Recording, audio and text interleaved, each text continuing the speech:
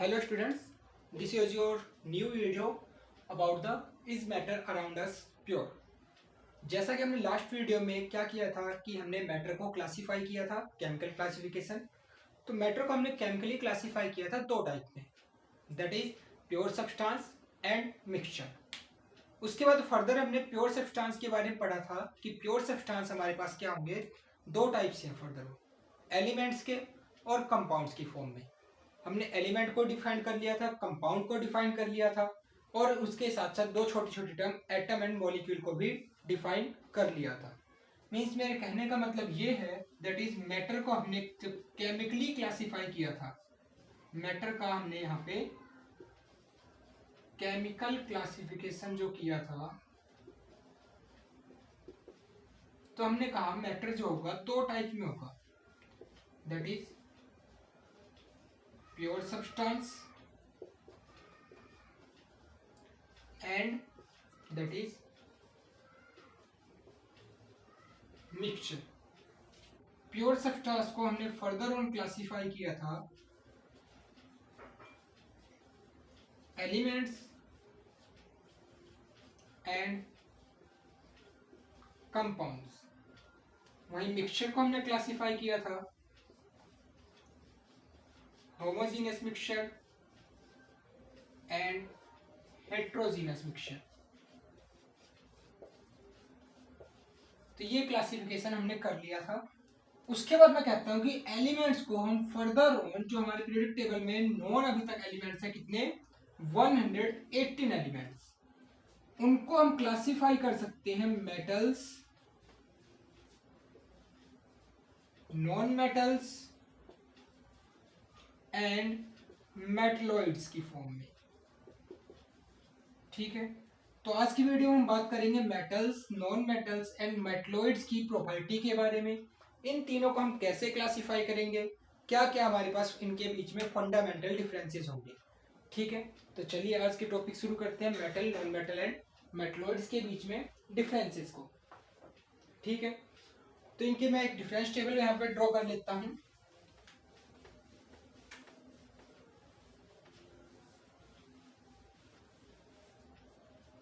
तो इनके लिए मैं डिफरेंस टेबल ड्रॉ करता हूँ। सबसे पहले मैं मेटल एंड नॉन मेटल को क्लासिफाई करता हूँ, मेटल एंड नॉन मेटल। सो जब हम मेटल एंड नॉन मेटल को क्लासिफाई करेंगे तो इसके क्लासिफिकेशन के हमारे पास कुछ क्राइटेरिया है, कुछ पॉइंट्स हैं, उनके बारे में बात करते हैं। लाइक मैं कहता हूं पहला point malleability.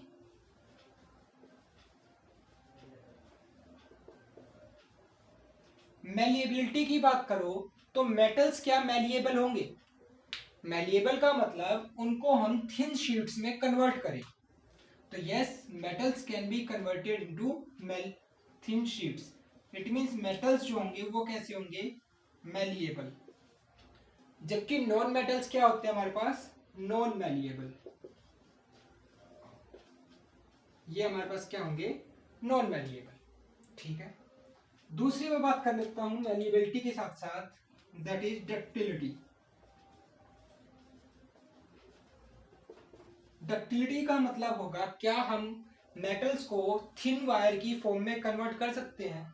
Yes, definitely metals को हम थिन वायर में कन्वर्ट कर सकते हैं।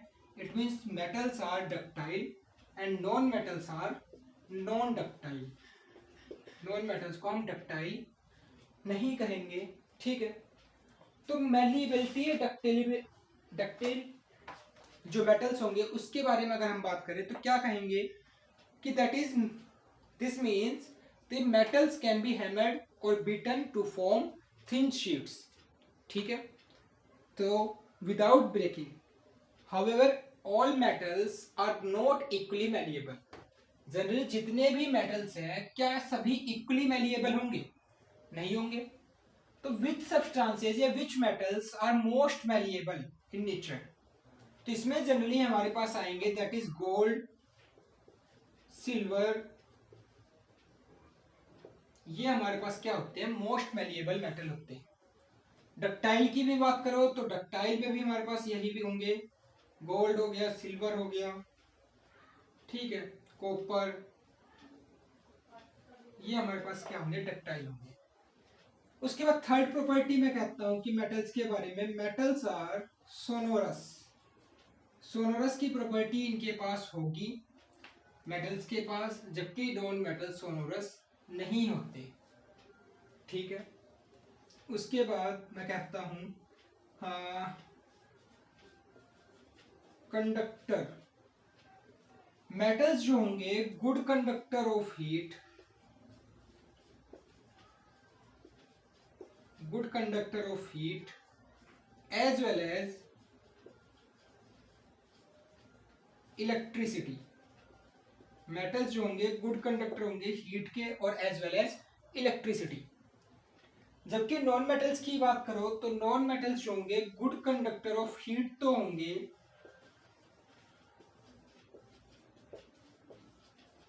बट बैड कंडक्टर या non conductor of electricity. Except, इसमें एक्सेप्शनल भी आता है हमारे पास। कौन सा एक्सेप्शनल है, क्या, ग्रेफाइट। ग्रेफाइट हो गया जो, वो क्या होगा यहाँ पे हमारे पास, जो यहाँ पे इलेक्ट्रिसिटी को क्या करेगा, कंडक्ट करेगा। ठीक है, तो ग्रेफाइट यहाँ पे एक्सेप्शनल होगा। ये इलेक्ट्रिसिटी को कंडक्ट क्यों करेगा, इसका रीजन भी आगे पता लग जाएगा। एक्चुअली में ग्रेफाइट के केस में क्या होता है, यहाँ पे इसके पास हमारे पास ग्रेफाइट के केस में फ्री इलेक्ट्रॉन होते हैं।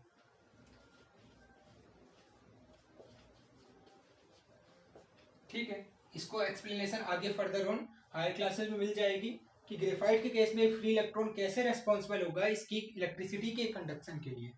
क्लियर है।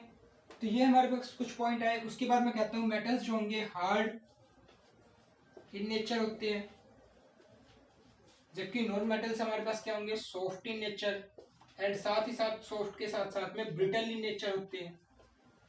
ठीक है, that is soft in nature as well as brittle in nature. उसके बाद मैं और पॉइंट की बात करूं तो टेंसाइल स्ट्रेंथ जो होगी वो किसकी ज्यादा होगी, मतलब ब्रेक करने के लिए, तो मेटल्स की हाई टेंसाइल स्ट्रेंथ होगी, वही नॉन मेटल्स की क्या होगी, लो टेंसाइल स्ट्रेंथ। तो ये कुछ बेसिक से पॉइंट्स थे जो हम मेटल नॉन मेटल में क्लासिफाई कर सकते थे। ठीक है, मेटल्स की लाइक डेंसिटी की बात कर लो तो मेटल्स के पास डेंसिटी हाई रहेगी, जबकि नॉन मेटल्स के पास डेंसिटी क्या रहेगी, लो रहेगी। उसके साथ साथ मेल्टिंग पॉइंट या बॉइलिंग पॉइंट की बात करो तो मेटल्स के पास high melting and boiling point होगा, वही नॉन मेटल्स के पास low melting and boiling point होगा। तो ऐसे बहुत सारे डिफरेंसेस है जो हम मेटल और नॉन मेटल के बीच में क्लासिफाई कर सकते हैं। ठीक है, ये कुछ मैं फिजिकल अपीयरेंस की बात कर रहा हूं मेटल एंड नॉन मेटल के बीच में। इसके साथ साथ कुछ केमिकल क्लासिफिकेशन, केमिकल डिफरेंसेस भी हो सकते हैं मेटल्स एंड नॉन मेटल्स में, कि मेटल किसी कंपाउंड के साथ रिएक्ट करेगा तो क्या प्रोडक्ट देगा, ये नॉन मेटल उसी कंपाउंड के साथ रिएक्ट करके क्या प्रोडक्ट देगा। हो सकता है नॉन मेटल उस कंपाउंड के साथ रिएक्ट कर रहा हो या ना कर रहा हो। क्लियर है। तो इस तरह से हम यहाँ पे मेटल नॉन मेटल को, ये हमारा फिजिकल क्लासिफिकेशन था। मेटल एंड नॉन मेटल का केमिकल क्लासिफिकेशन हम आगे हायर क्लासेस में करेंगे। ठीक है, अब यहाँ पे मेटल एंड नॉन मेटल को हमने क्लासिफाई कर दिया, मतलब एलिमेंट्स में हमने क्लासिफाई कर दिया। हाँ, एक टर्म और थी मेटलॉइड्स। मेटलॉइड्स की बात करो तो ये क्या होगा, जो मेटल और नॉन मेटल के इन बिटवीन प्रॉपर्टी यहाँ पे कंटेन करेगा। मेटलॉइड्स जो होंगे वो मेटल एंड नॉन मेटल के बीच की इन बिटवीन प्रॉपर्टी शो करेगा। लाइक हमारे पास सिलिकॉन हो गया, जर्मेनियम हो गया, आर्सेनिक हो गया, ये सब यहाँ पे नॉन मेटल होंगे, सॉरी मेटलॉइड्स। तो इन मेटलॉइड्स की प्रॉपर्टी मेटल और नॉन मेटल के इन बिटवीन प्रॉपर्टी होगी, और इन्हें को हम क्या कहेंगे, मेटलॉइड्स। तो ये कुछ डिफरेंसेस थे मेटल एंड नॉन मेटल के बारे में। ठीक है, तो यहां से हमारे पास एलिमेंट जो है उसको मैंने क्लासिफाई कर दिया कि metal, non metal and metalloids. अब हम थोड़ी सी बात कर लेते हैं मिक्सचर के बारे में। ठीक है, तो प्योर सब्सटेंसेस को हमने कंप्लीटली क्लासिफाई कर दिया है। अब मिक्सचर को क्लासिफाई करते हैं। मिक्सचर को हम कैसे क्लासिफाई कर सकते हैं कि मिक्सचर वो मटेरियल होगा विच कंटेन टू और मोर प्योर सब्सटेंसेस, ठीक है, जो केमिकली कंबाइन ना करें बट फिजिकली कंबाइन हो सके एनी रेशियो में। यानी मैं क्या कह रहा हूं कि मिक्सचर को हम कैसे डिफाइन करेंगे, मिक्सचर को डिफाइन करने के लिए क्या कहेंगे, व्हेन टू और मोर substances, when two or more substances combine together but they should not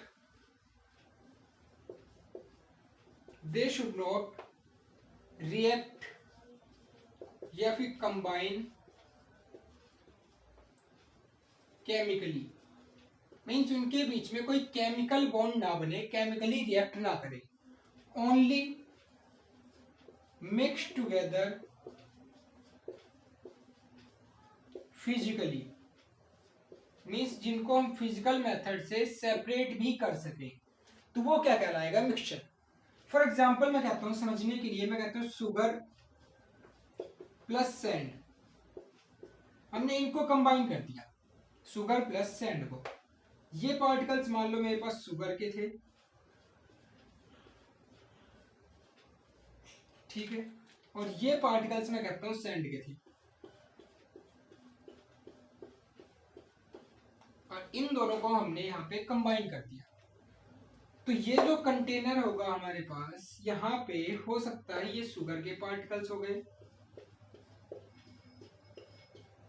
और इसी में हमारे पास होंगे सैंड के पार्टिकल्स।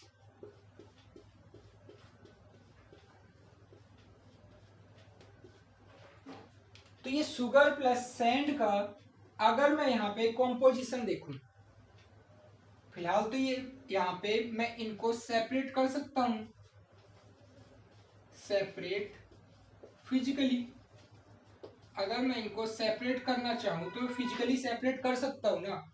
मान लो मैं यहाँ पे एक जाली सी लगा देता हूं नेट टाइप का, और इसको रिवर्स कर देते हैं, वो नेट का पोर्स इतना हो कि इसमें से सैंड के पार्टिकल तो निकल जाए बट शुगर के पार्टिकल इसी के ऊपर रह जाए। तो मतलब मैंने सैंड और शुगर को फिजिकली सेपरेट कर दिया, और सैंड और शुगर इसके अंदर केमिकली कंबाइन नहीं थे। अगर वो केमिकली कंबाइन हो जाते तो ये complete mixture sugar plus sand का ना होके कोई यहाँ पे न्यू सब्सटेंस बन चुका होता, और फिलहाल हमने ये देखा कि यहाँ पे कोई भी न्यू सब्सटेंस जो है वो नहीं बना हुआ है। इट मीन्स वो केमिकली रिएक्ट नहीं किए, सिर्फ और सिर्फ फिजिकली रिएक्ट किए हैं, जिनको मैं किसी एक फिजिकल मेथड के थ्रू सेपरेट कर सकता हूँ, और इसी प्रोसेस ये यहाँ पे क्या कहलाएगा, मिक्सचर। अब मिक्सचर की बात कर रहे हो, जैसे मैंने शुगर प्लस सैंड का एक सॉल्यूशन लिया, मिक्सचर लिया, दूसरा मैं कहता हूँ sugar plus water, sugar plus water. ये हमारे पास यहाँ पे क्या था, शुगर के पार्टिकल्स, और इस क्लास में यहाँ पर हमारे पास वाटर था।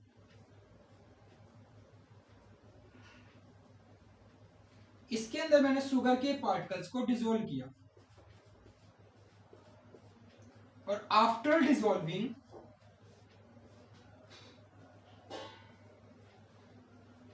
कंप्लीटली शुगर इसके अंदर डिसॉल्व हो गई, शुगर के एक भी पार्टिकल्स इसमें विजिबल नहीं है।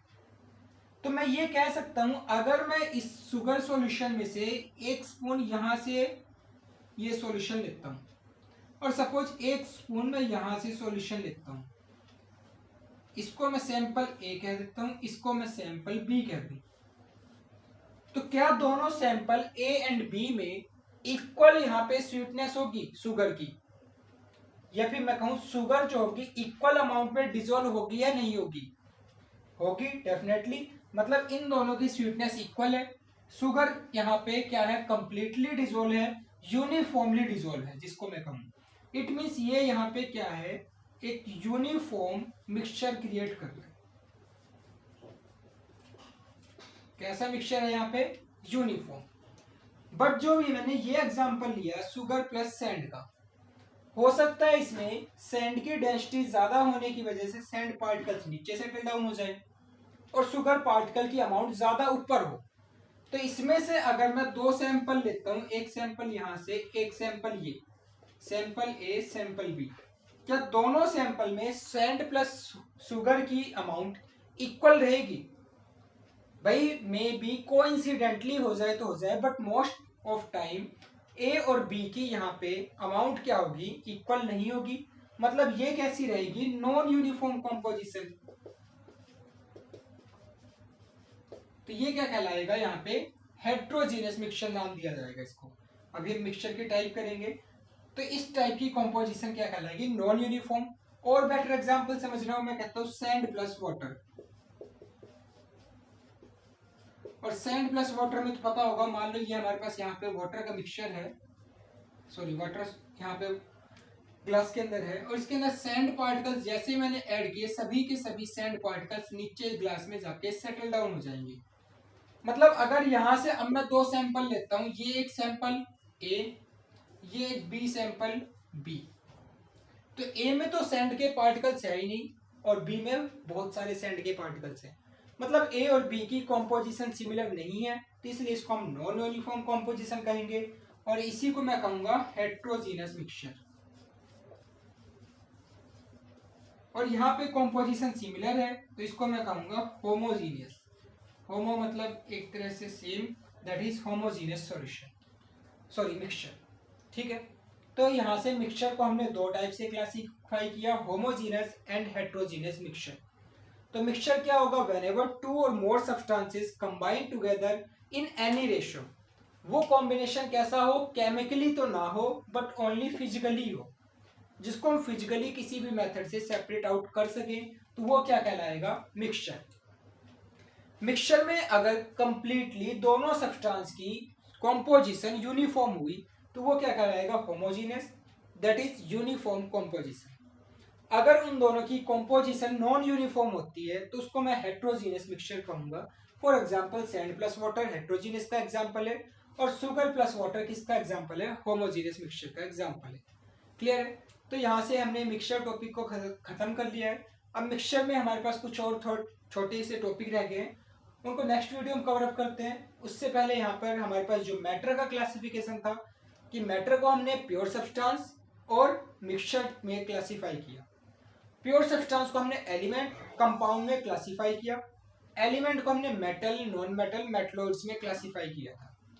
वहीं फर्दर ऑन दूसरी साइड मिक्सचर को हमने क्लासीफाई किया किसमें, होमोजीनियस मिक्सचर में एंड हेट्रोजीनियस मिक्सचर में।